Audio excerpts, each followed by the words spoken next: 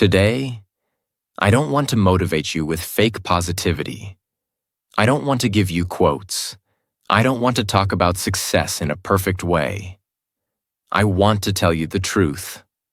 The truth about life, the truth about pain, and the truth about how success is earned, not given.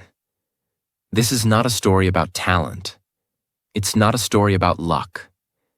It's not about someone who had everything. This is a story about a person who had nothing, no confidence, no money, no special talent, and no support. But they had one thing. They were willing to take challenges when others ran away from them. And that single decision changed everything. So sit back, forget your doubts, forget your excuses, and just listen. Not with your ears, but with your heart, because this story might be your own. And remember something important. Every minute you listen to stories like this, your English is improving without pressure, your listening is getting stronger, and your mind is learning naturally. You are not just watching a video. You are training your brain. You are building confidence. You are becoming better, step by step. So if this story touched you, if it felt real, if it felt like your life, subscribe to this channel. Because here, we don't just motivate you. We help you grow, we help you think, and we help you learn English through powerful stories. Stay with us. Your transformation has already started. Part 1. The Silent Life. He never spoke much, not because he was shy, but because deep inside, he believed his voice didn't matter. His name was Evan, 25 years old. No one remembered his birthday. No one asked how he was doing. No one cared what he was dreaming of. He was the kind of person who was always there but never noticed. In college, he sat at the back. At home, he stayed in his room. On social media, he just scrolled. In life, he just survived. He watched others, posting their wins, celebrating their promotions, buying cars, traveling, laughing. And he stayed silent. Maybe I'm not meant for something big, he used to whisper to himself. He worked a small job, 9 to 5, $400 a month. Not because that was his dream, but because it was safe. Every day felt the same. Wake up, go to work, come back, eat alone, sleep. No one clapped for him. No one said, "You're doing great." No one asked, "What do you want from life?" But the pain wasn't the worst part. The worst part was, he started believing that this was all he was worth. One night, something happened. It was 2 a.m. The room was dark. The fan was spinning slowly. The world outside was silent. But inside Evan's head, a storm was rising. He stared at the ceiling and said, "Is this it? Is this my life? Wake up, work, eat, scroll, sleep, repeat. No dreams, no challenges, just existence?" He sat up, walked to the mirror, looked at himself, and didn't recognize the face. "Where did I go?" he asked. "Where's the boy who once wanted more? Who once said, 'I'll do something great'? Where did he disappear?" There was no answer, only silence. That night, he cried, not because someone hurt him, but because he had given up on himself. And the scariest thing, he didn't even realize when it happened. You see, Evan didn't choose this life. He just stopped choosing, stopped risking, stopped believing, and comfort took control. He avoided hard conversations. He ignored challenges. He made excuses. He told himself, "I'm not ready yet." But slowly, this comfort turned into a slow, invisible prison. Every time he wanted to apply for something new, he got scared. Every time he wanted to speak up, he backed down. Every time he had an idea, he kept it to himself. "I'll fail anyway," he thought. "What if people laugh at me? What if I'm not good enough? And this comfort started to kill him. Not physically, but mentally. He smiled less. He stopped learning. He stopped challenging himself. He stopped living.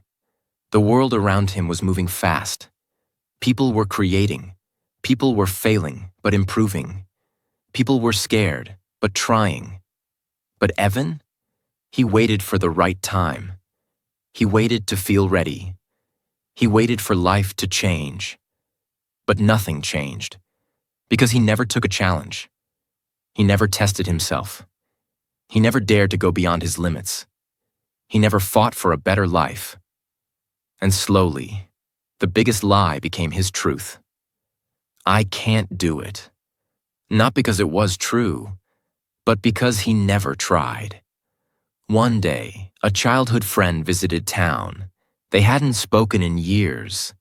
That friend was now working in another country, leading a team, building something amazing. They met for coffee. And as Evan listened to his friend talk about life, projects, risks, goals, he smiled on the outside. But on the inside, he broke. Not because his friend was successful, but because he realized, we were the same once, same school, same age, but now, I'm just watching life, and he's out there living it. That night, Evan walked home slowly. No music, no calls, no excitement. Just one burning question in his mind.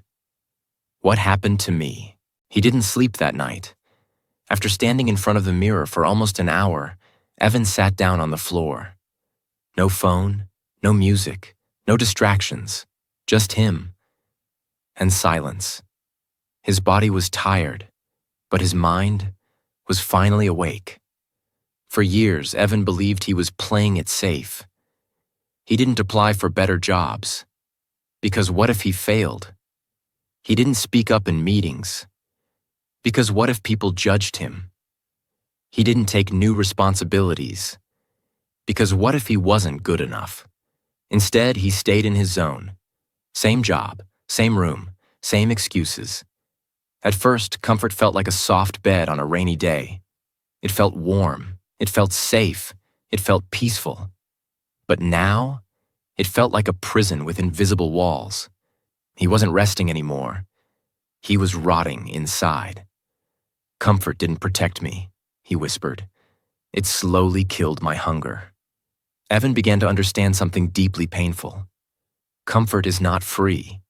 It has a price, a heavy one. Comfort steals your ambition. Comfort hides your potential. Comfort teaches you to survive, but never to grow. It keeps you in the same place, while the world moves forward without you. Every day I chose comfort. I lost a piece of the person I was supposed to become. He felt like crying again, but this time, not from sadness, from rage. He was angry at himself, not because he failed, but because he never even tried. He started remembering all the moments in the past where he could have changed his life, but chose comfort instead. The job interview he canceled last minute. The course he paid for but never completed. The public speaking event he skipped. The friend who invited him to start a business and he said, maybe later. That later never came. And each time he said no, comfort gave him a gentle pat on the back and said, don't worry, you're safe here. But what comfort never told him was, you're also stuck here. The next morning, Evan woke up. But for the first time in years, he didn't feel lazy. He didn't feel slow. He didn't feel numb.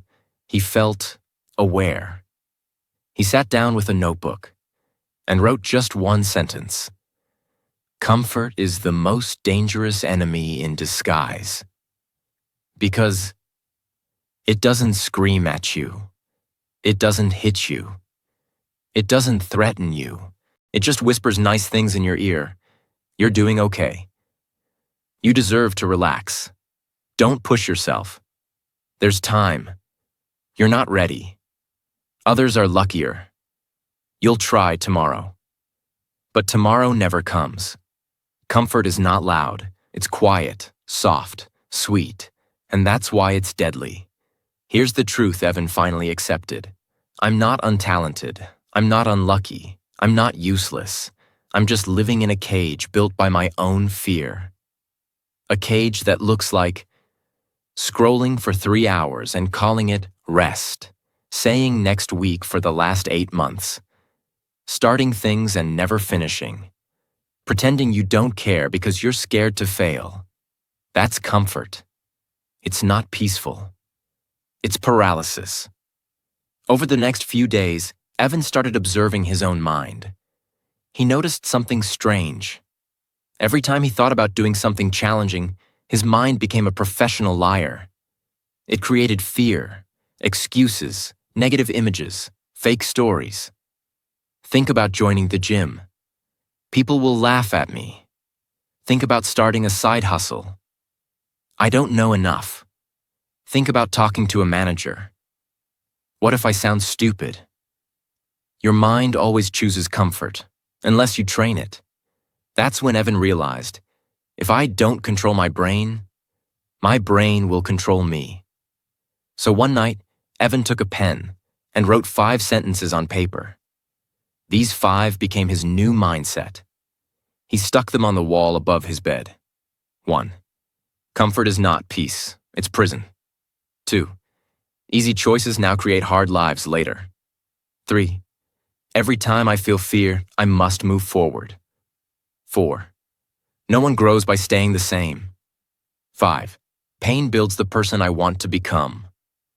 He read them every morning and every night until they became a part of him. This was not motivation. This was reprogramming. Part 2. The first challenge. I don't care if it's hard, I just don't want to be the same man in 5 years. That one sentence became a seed inside Evan. But seeds don't grow overnight. They grow when you water them with action. And now Evan was about to face his very first test. The first real challenge after years of choosing the easy way. And let me tell you the truth. The first challenge always feels the scariest. Not because it's the hardest, but because your mind is still weak. Evan woke up early, earlier than usual. The sun hadn't even risen. He sat up, looked around, and whispered, I'm not going to waste another day just existing. But saying those words was easy. Doing something real, that's where 99% of people fall back. Still, Evan had already made a decision.